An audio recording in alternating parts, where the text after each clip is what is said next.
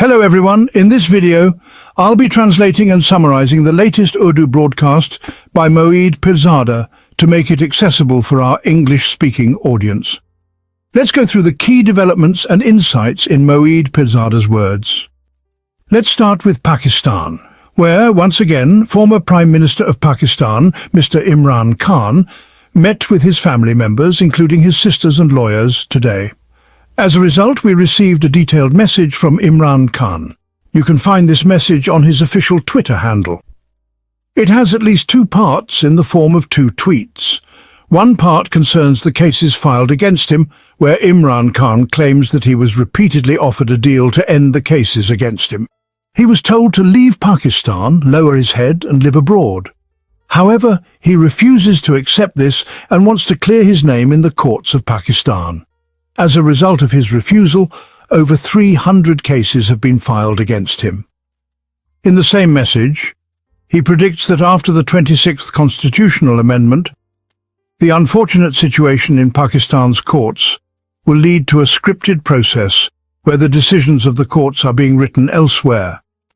That means the courts cannot exercise their own judgment. While he doesn't explicitly say where these decisions come from, it's clear that he's referring to the legal branch at General Headquarters, or GHQ. He further mentions that there is a script in place where he will first be convicted in the Toshakhana 2 case. This will happen without hearing any arguments. A decision from GHQ will be issued, and this is the same case where an anti-terrorism court is using WhatsApp to record his attendance instead of physically hearing his case. The court isn't listening to Imran Khan or his lawyers. The statements of witnesses were recorded in just 248 hours, and Imran Khan's presence was only marked through WhatsApp. Imran Khan says the second part of the script involves him being sentenced in the Toshakhana 2 case, followed by being granted bail in the Al-Qadir case, and then a new narrative will begin. This will be a delay tactic. Another thing he mentioned is his deep sorrow regarding the tragedy in Tira Valley, where innocent children, women and citizens of Pakistan lost their lives. He said that he repeatedly sent messages expressing this, and the reality is that these messages are continuously coming forward. He specifically addressed the Khyber Pakhtunkhwa government, his own party's government, and urged them to stop all military operations in the region, which were aimed at ending the legitimacy of Pakistan Tehreek-e-Insaf in that area. He further mentioned that he believes the Khyber Pakhtunkhwa government has been trapped by the establishment. Imran Khan also sent messages from prison stating that the situation in Khyber Pakhtunkhwa reflects the establishment's control over his government, which has essentially surrendered. The military operations in Khyber Pakhtunkhwa show that the provincial government has no backbone. Imran Khan also pointed out that General Asim Munir is currently traveling the world, and news has come in that he has reached the United States. He's trying to arrange a meeting between Pakistan's Prime Minister Shahbaz Sharif and former US President Donald Trump on the same day. Now, with this backdrop, we must remember that just a day before, another message from Imran Khan came out. He appealed to the public to attend the PTI rally in Peshawar on September 27th. He emphasized that this rally is not just for PTI, but for democracy, media freedom, and judicial independence in Pakistan.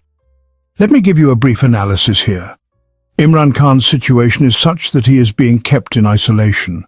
A mechanism has been set up to prevent him from attending court and meeting with the media, ensuring that his messages do not reach the public. His trial is being fast-tracked, and the authorities want to prevent the Peshawar rally from being successful. The rally holds great significance because in Khyber Pakhtunkhwa, where PTI governs, this is an opportunity to showcase their popularity. However, now the responsibility for organizing this rally lies with Ali Amin Gandapur, the Chief Minister, and Junaid Akbar. It's understood that to thwart this rally's success, Pakistan's intelligence agency is putting pressure on them. The local commanders and officers are likely putting pressure on Gandapur and Akbar to reduce the rally's size and avoid any aggressive actions. They are expected to show the rally as a failure in the media. This puts a significant burden on Gandapur and Akbar to make wise political decisions in this difficult situation. If the rally on September the 27th is successful, with large crowds from Khyber Pakhtunkhwa and other districts, it will certainly strengthen Imran Khan's political position and send a powerful message to the establishment. Now let's shift our focus to Washington. Donald Trump's team has confirmed that a meeting will indeed take place between Prime Minister Shahbaz Sharif and Donald Trump on Thursday, September the 27th. Just a day ago, it was reported that Shahbaz Sharif would meet with Donald Trump in Washington during the United Nations General Assembly session. At the same time, reports suggest that General Asim Munir, the Chief of Army Staff, is also heading to Washington and will be meeting with Trump as well. What does this meeting signify? Well, it indicates that General Asim Munir is worried that Shahbaz Sharif should not meet Trump alone, fearing some kind of plot against him. There's a notion that the Sharif family is quite skilled in scheming, and Munir is cautious that there might be a plot against him. A tweet from Salman Ahmed, a close friend of Imran Khan, mentions that Donald Trump refused to meet with Asim Munir and instead told him to stop the drama. He urged the government of Pakistan to release Imran Khan. This tweet has, unsurprisingly, sparked significant attention. If you happen to read the stories in the media regarding Shahbaz Sharif's meeting with Trump, you might get the impression that Shahbaz Sharif is meeting with Trump as an international statesman, marking the beginning of a new era in US-Pakistan relations. The media reports suggest that America has been misguided in its support for India over the years, but after the conflict between Pakistan and India, the world has realized that Pakistan's military is the true power in the region.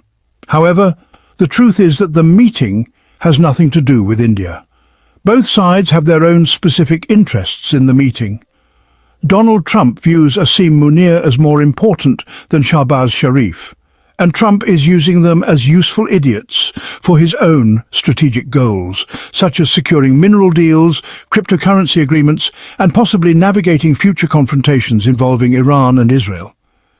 Shahbaz Sharif's main goal is power projection in Pakistan's political arena, where he seeks to send a message to the people, media and his supporters that he is well connected internationally and has met with the US president. Finally, let me give you an example of how the majority of Pakistanis remain uninformed and unaware.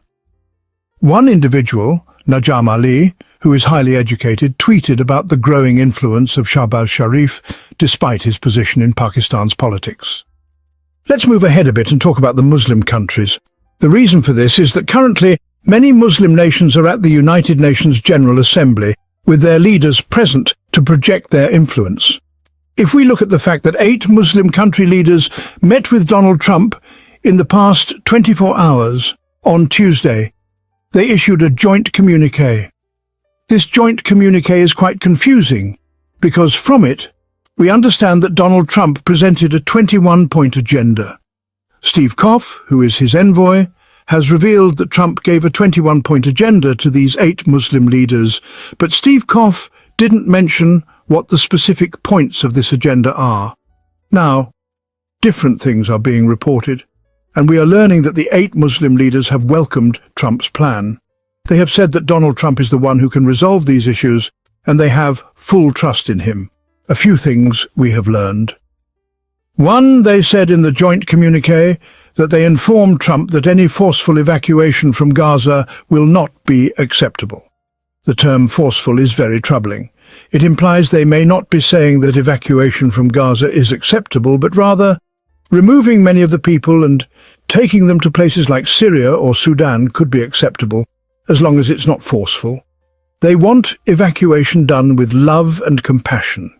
The second thing to note is that an Islamic term is being used in relation to Gaza. They're saying, leave Islam, but no one can leave Islam. As much as these Muslim rulers are harming Islam, Islam is a philosophy that has been going on for 1,800 years, and its significance is much greater than any of these rulers or Muslim leaders. The term Islamic force is being used, and it's unclear why. They should just say that Muslim countries' forces are being mobilized, but they've specifically mentioned Islamic forces. This might be an agreement that Trump has made with them. Now, a possible solution for Gaza is being discussed. where something like a terrorist-free zone might be established. Israel might withdraw, there will be a ceasefire, and a Muslim stabilization force might be deployed. When Donald Trump met with these leaders, his Treasury Secretary, Scott Bassett, was also present. But no one will tell you what it means that Trump invited his Treasury Secretary to that meeting. It means Trump had direct discussions with them about money. During that one-hour meeting, he'd likely discussed with leaders from the UAE, Qatar, and Saudi Arabia how much money they will contribute. As for Pakistan, Turkey, and Egypt, they can't contribute any money, but they might provide soldiers. There are various reports in global newspapers about what happened in the meeting, and different publications have written different stories about it. Politico, a major left-leaning publication, claims that Donald Trump assured these leaders that Israel would not be allowed to annex the West Bank. This is a significant claim.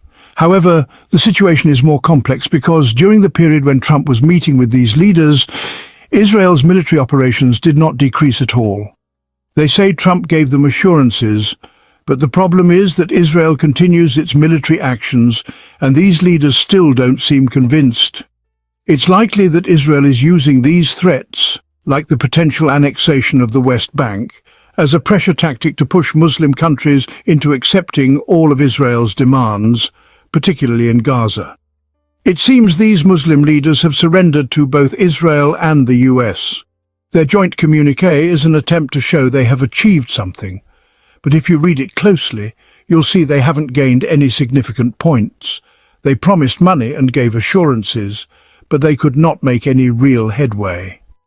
Meanwhile, the situation in Gaza is dire. On Wednesday, heavy fighting is ongoing in Gaza city's center, where tall buildings are located and Israeli tanks are present. The Israeli Defense Forces, or IDF, expect approximately 3,000 Hamas fighters to be mobilized for street-to-street combat. According to the BBC, Hamas claims to have mobilized 5,000 fighters in Gaza. The news indicates that street-to-street fighting will occur in Gaza City. From this, it's clear that these Muslim countries have totally surrendered in their dealings with Israel and the United States. They are trying to create optics to deceive their own populations, with Turkey being the only exception. Turkey under Erdogan is not under full Western control. They have their own issues, but Turkey is independent in its stance and public opinion. The rest of the Muslim countries are using these optics to deceive their people. Over the past 24 hours, Al Jazeera and Reuters reported that between 85 to 100 people have been killed in Gaza, with bodies piling up. Israel's Prime Minister Netanyahu is currently traveling to the United States to speak at the United Nations General Assembly. He is expected to meet Donald Trump on Monday. It will be interesting to see how much Trump's decisions influence him. An interesting development has taken place with Spain and Italy sending warships to the Mediterranean to protect a flotilla. This flotilla contains citizens from both Spain and Italy, and there are over 50 vessels with more than 500 people on board. On Tuesday, 4 drone strikes hit the flotilla.